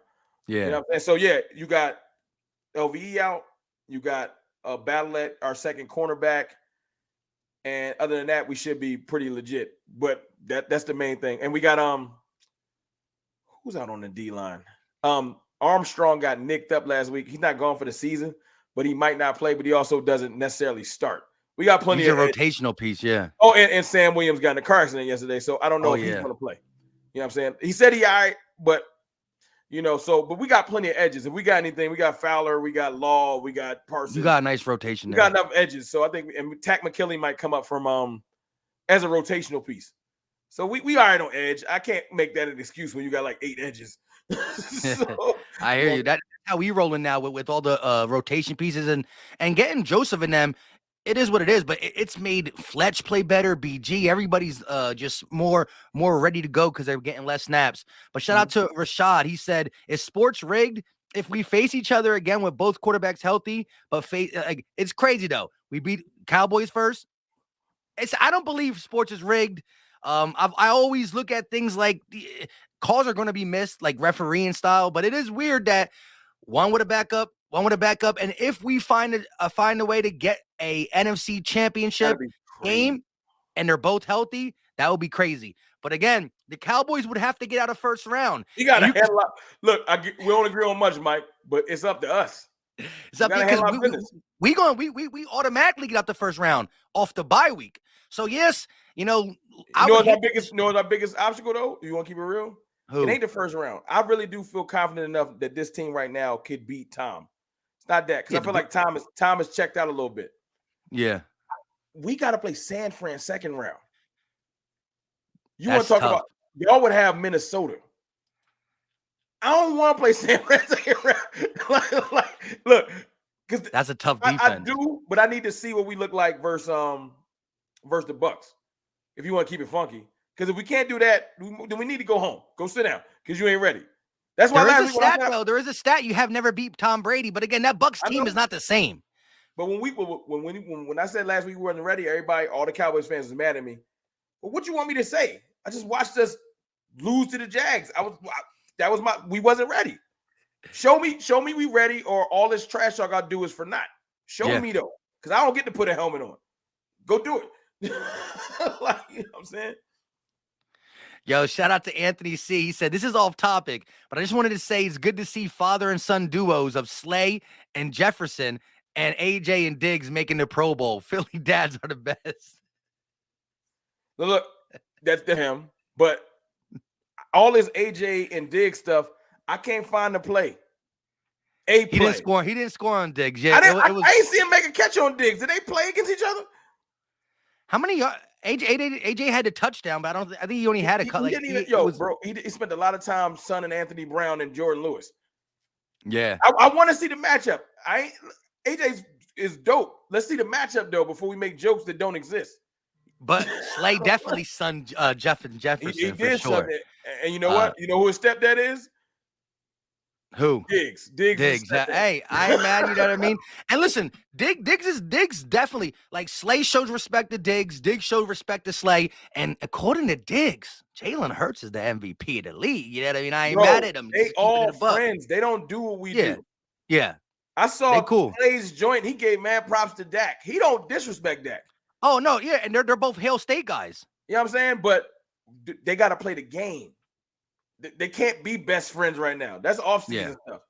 You know what I'm saying? Even Slay was like, look, man, I can't get too many props to the Cowboys fans, or the Eagles fans going to kill me.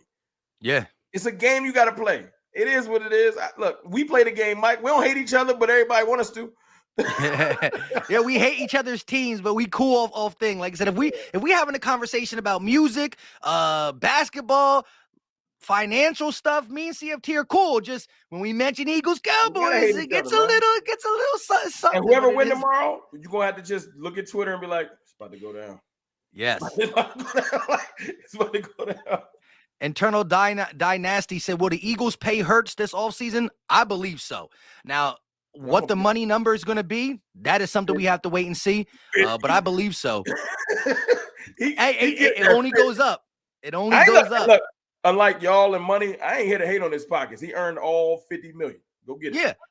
And look, of course, it's not my money I'm paying him. So I really don't care how much, but I do kind of care in the sense of I just want to make sure I can put pieces around him too. But look, by no means is he taking a super discount. The dude was a second-round pick. The dude's making $1 million.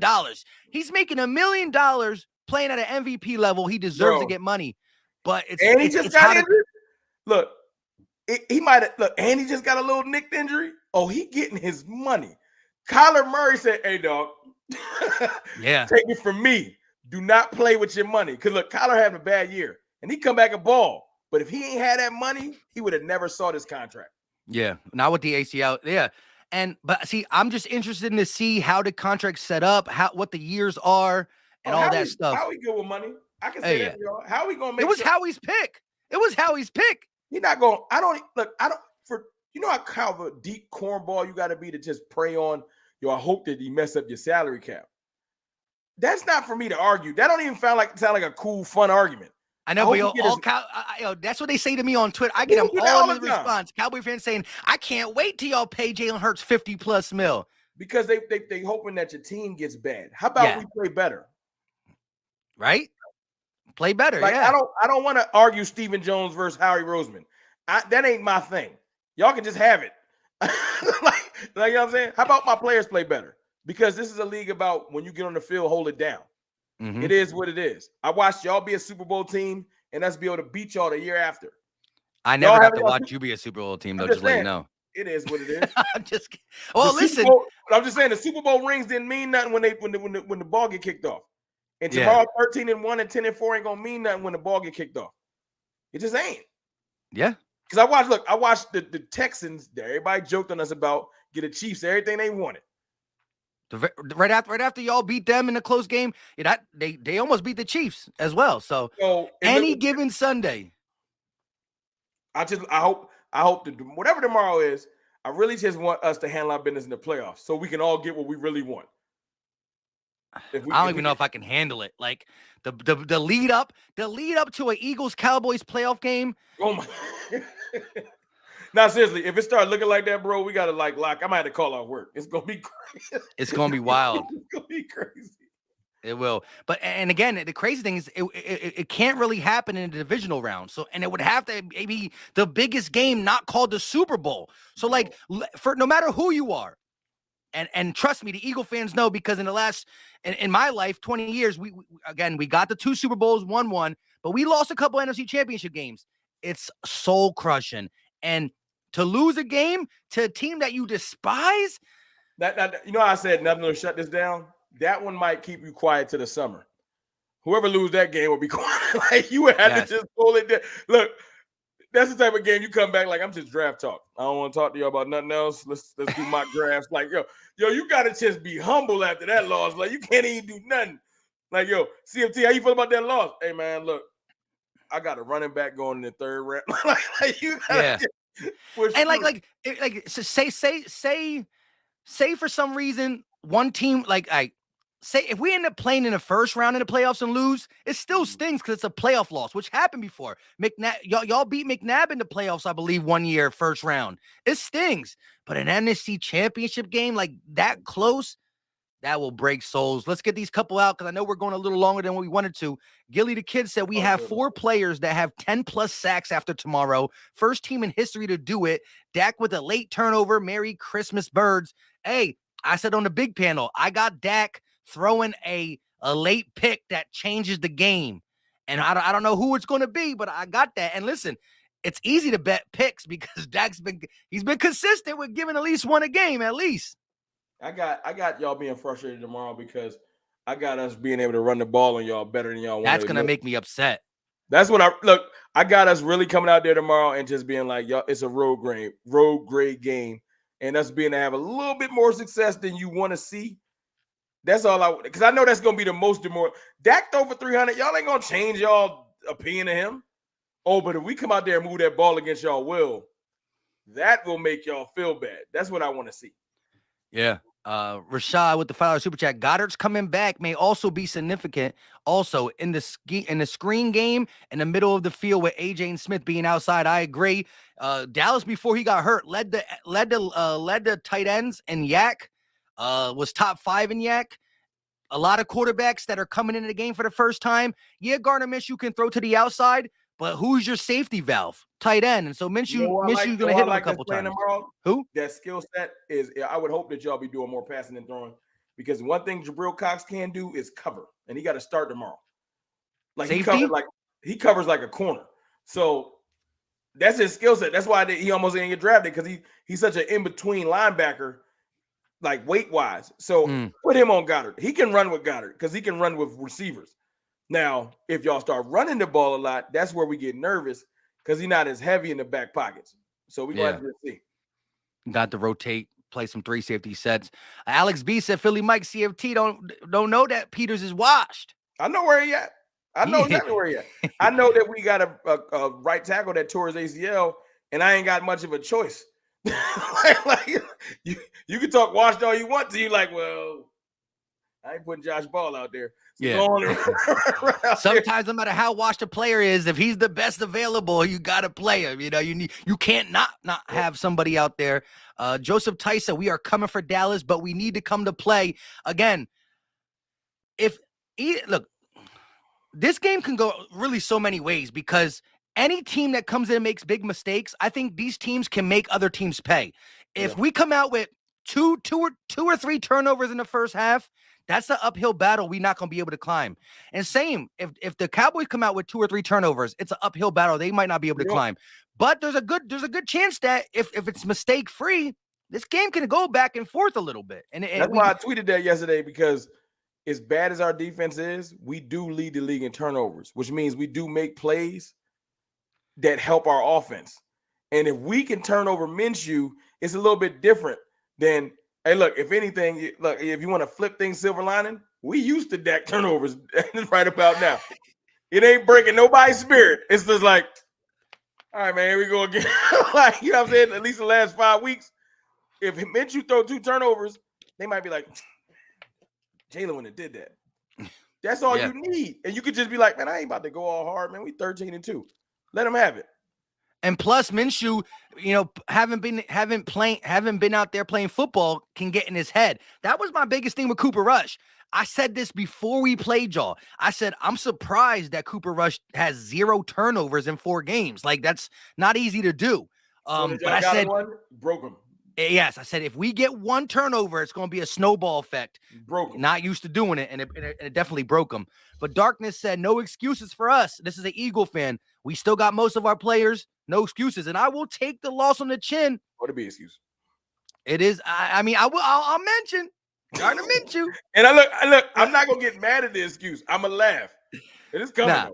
It is. Again, you know, I got to actually, and it's hard for me to think of how I'm going to feel, because if our defense just gets dog walked, well, then can I really blame it on the quarterback? You know what I mean? So I got to see how a loss transpires. No, I'm not saying other people won't. I'm saying me. You know what I mean? Respect. But Malik Weaver said, why don't Diggs shadow the best receiver every game? What's your you do tomorrow? Does he? Did he ever? Oh, no, shadow? Some games he do. Some games it just depends. Like he followed. He followed. What's his name? From the Bengals. He followed Jamar Chase around. Jamar Chase. He followed Justin Jefferson around. It just ain't every game. Yeah. And tomorrow, guess what we need him to do? Need him to follow him around. If you put Kelvin Joseph on AJ Brown, I might put Netflix on.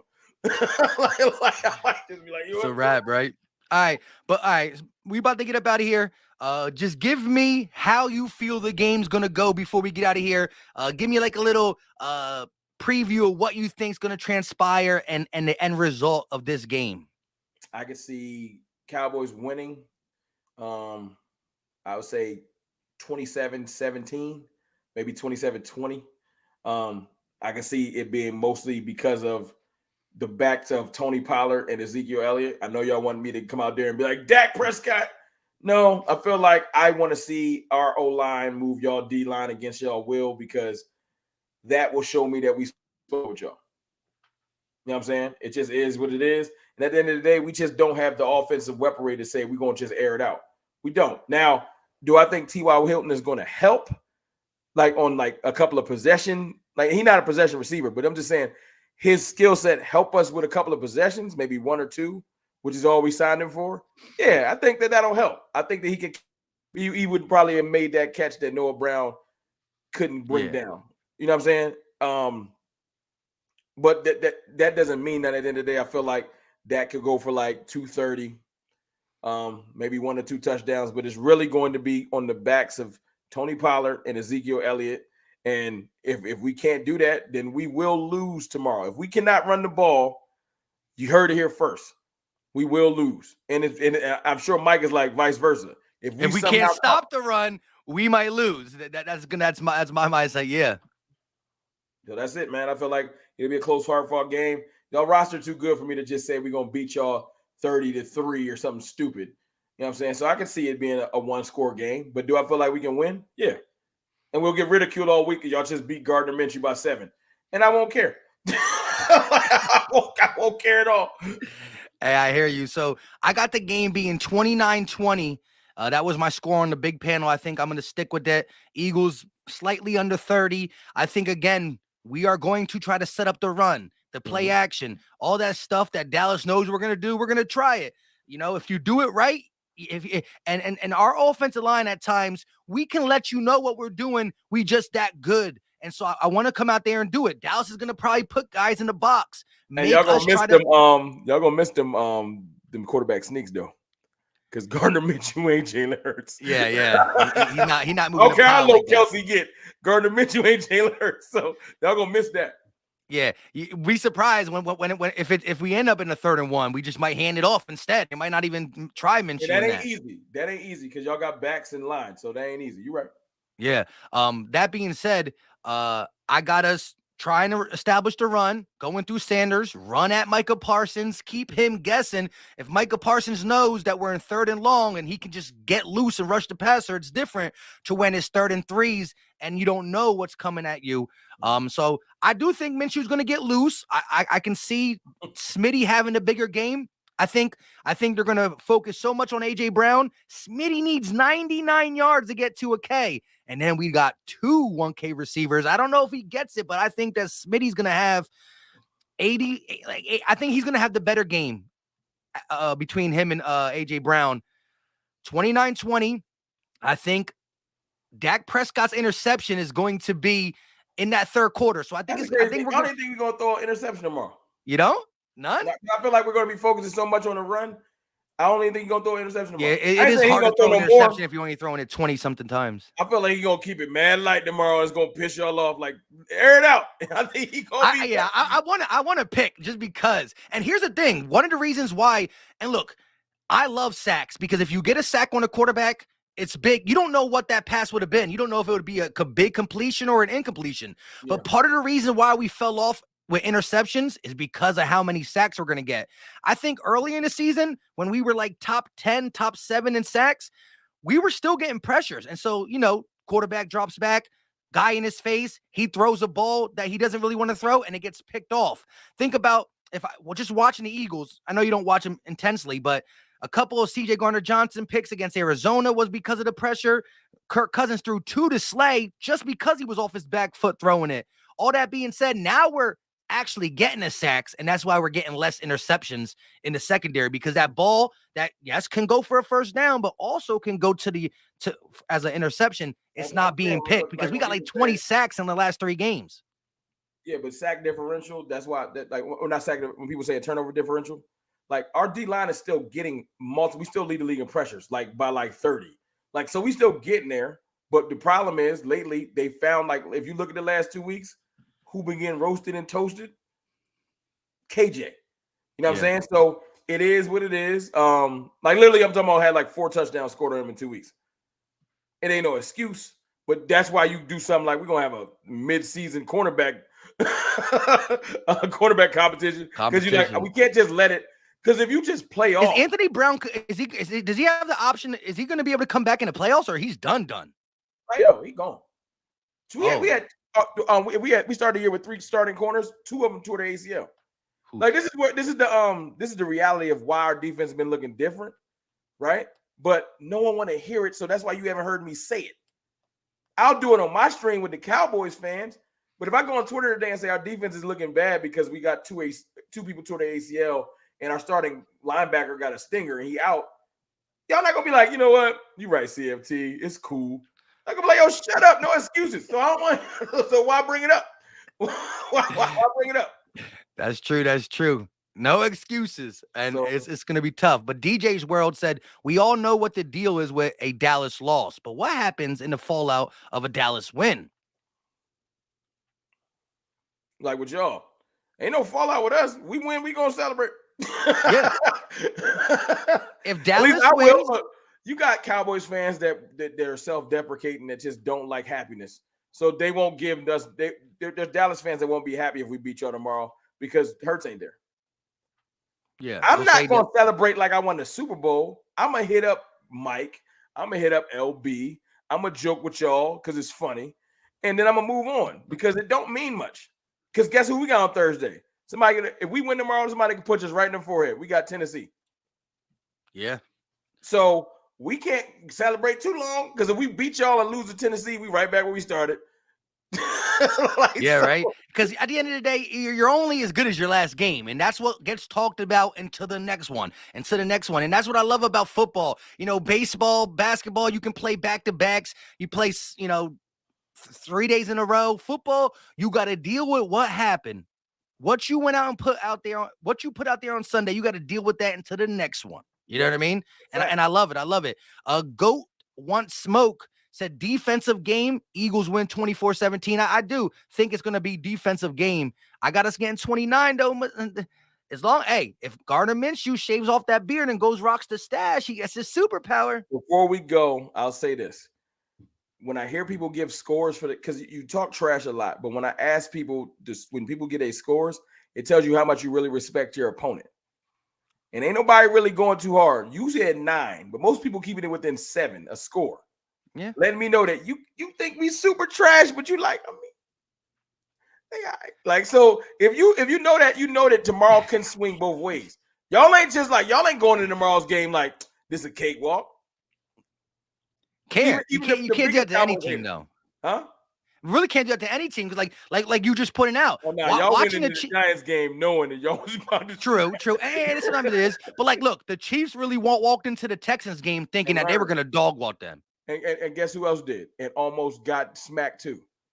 We went to the Texans game like, man, snap. We need a 98-yard game when the drive. So, and last week, our biggest thing, and I'll let you wrap it up after this. Went up by 17. We was up on the Packers by 14. All that shows me is that we're capable. But if you can't close, it don't matter. Mm-hmm. And we ain't know how to close. You know what I'm saying? So tomorrow, we're very capable. I've seen it. Of like getting hot and throwing up 20 points really quick. But it won't matter if you can't close. So I need to see us play first quarter to last whistle. Because tomorrow, if we end up by 17 per 2 games this year, I ain't going to get comfortable. Can't. Yeah, and listen, I had Dave Spadero on the show. He's the Eagles insider, you know what I mean? And like he's never a trash talker, but he really said it perfectly of how I look at the Cowboys. He said the Cowboys are a weird team in the sense that I believe that this Cowboys team can beat any team in the NFL, but they also can lose to any team in the NFL. The lack of consistency is what's nervous. So you get the Cowboys on a Sunday when they're playing their brand of football, it's like, well, they put up 40. You saw what they did to the Vikings. And this is him not talking trash because he just doesn't do that because he respects, he's what it is. But he literally said, Cowboys can beat anybody. They can lose to anybody. What the difference is, the Eagles has shown that we've just been more consistent in the fact that, yes, the Colts game was close. We could have lost that. The Texans game, we could have lost that. The Bears game could have lost that. And yes, we did lose to the Washington team. The difference is he ain't playing tomorrow. Yeah, Jalen ain't playing. The guy ain't playing tomorrow. You can end it with that. I'll give him his flowers. The difference is he ain't playing tomorrow. And look, I ain't lost no sleep when y'all said he wasn't. Hey, if we do our thing, I'll see him in the playoff. And listen, again, Eagles are automatically advanced to the second round. Cowboys got to work for it. And it's going to be Tom Brady's always a formidable opponent, but that ain't no easy game. When 12 come on the field, you better pay attention. Yes, you still better pay attention. For sure. Shout out to Bergang in the chat, channel member, and shout out to DJ again. He said Dallas doesn't score less than 28, so if Philly wants to win, they got to score 30. And DJ, you know what's crazy? I said 29. So I'm a little bit past your 28, and I'm under 30 still. He's right, though. We as much as people hate him, and he might throw a pick lately, we're going to score our points. You said what, 27-17 or 27-20, you said? Yeah, that's respect to y'all defense. That's me thinking that if we play smart, play smart, that's me thinking 3 touchdowns, 2 field goals. Listen, I do low key. I'm in the playoffs, and I do got your kicker. I don't know if I should play him. My Herb been balling. You good right there, though. I give him that. He been balling. Salute to my $1,000. This is $100 league. 10 people, $1,000 to the winner. No second place. I got Maher. I'm like, should I play him or should I not? Tomorrow the game online, he kicking. You better be rooting for the Cowboys. Listen, I would love for the Eagles just to let one touchdown and 6 field goals. Get me points. Wipe your tears with that loss with your stack, so you be all right. It's only the divisional round yet, so I still got to get to the Super Bowl. But listen, shout out to everybody in the building. Still got 632 people in here. Again, we are live on both channels, Philly side, Cowboy side. The crazy thing is, Philly got his own chat, Dallas got their own chat, but we can see all y'all comments, and y'all can see what's put up on the screen, super Let chat wise. everybody know though, I think I might go live later too. Still, you know what I'm saying? So we can talk like a family before tomorrow. So I might go Yeah, live. you gotta say everything that I was saying on Philly Mike's thing. He's been lying. We gonna smash the Yeah, Eagles. you got to switch it up later. Mike crazy. I don't believe nothing. Nah, but listen, again, I will be live before the Eagles Cowboys game with my guys, Gate City and Fresh, and I will be live sipping that Crown Apple. So it's gonna be a really fun day for me, live on the YouTube or I'm gonna be sipping too. So no matter what happened, I'm gonna be emotional. Just letting y'all know right now.